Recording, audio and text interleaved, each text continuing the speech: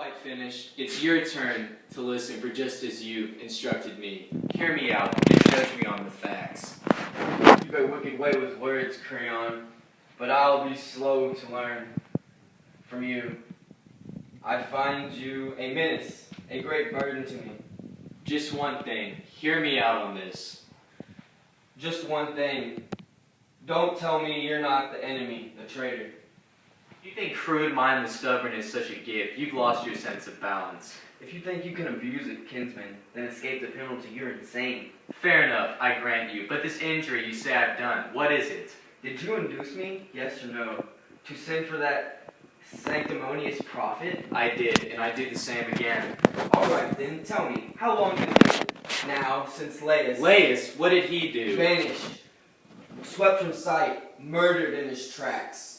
The years would run you far back. And that far back was the prophet at his trade. Skilled as he is today and just as honored. Did you ever refer to me then, at that time? No, never. At least when I was in his presence. But you did investigate the murder, didn't you? We did our best. Of course, discovered nothing. But the seer never accused me then. Why now? I don't know, and when I don't know, I keep quiet. You do know this. You tell it too. If you had a shred of decency. What? If I know, I won't hold back. Simply this. If the two of you had never put your heads together, you would have never heard about my killing Laius. But he says, well, you know best. But now, I have a right to learn from you, just as you did from me. Learn your fill. You will never convict me of the murder. Tell me, you're married to my sister, aren't you? A genuine discovery. There's no denying that. And you rule the land with her, with equal power? She receives from me whatever she desires. And I am the third. All of us are equals? Yes, and it's there you show your stripes. You betray a kinsman. Not at all. Not if you see things clearly, rationally, as I do. Look at it this way first. Who in the right mind would rather rule and live in anxiety than sleep in peace? Particularly if he enjoys the same authority. Not I. I'm not the man to yearn for kingship, not with the king's power in my hands. Who would? No one with any sense of control. Now, as it is, you offer me all I need. Not a fear in the world, but if I wore the crown, there'd be many pitiful duties to perform, hardly to my taste. How could kingship please me more than influence, power, without a qualm? I'm not that deluded yet, to reach for anything but privilege outright. Profit, free and clear. Now all men sing my praises, all salute me. Now all who request your favors curry mine.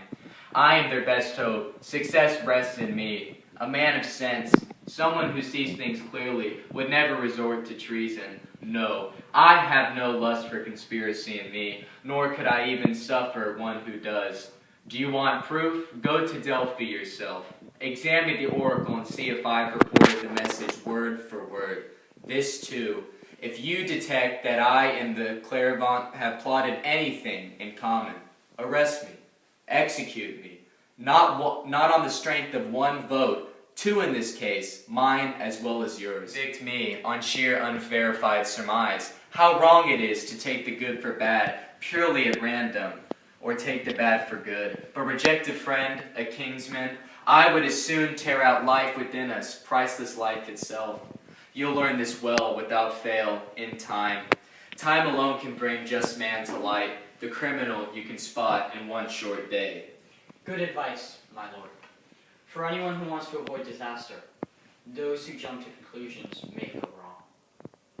When my enemy moves against me quickly, plots in secret, I move quickly too. I must. I plot and pay him back.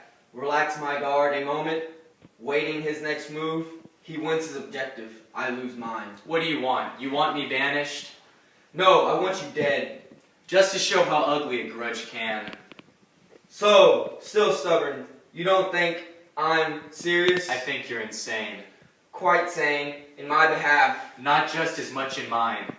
Mortal enemy? What if you're wholly wrong? No matter, I must rule. Not if you rule unjustly. Hear him, thieves, my city. My city too, not yours alone. Please, my lords.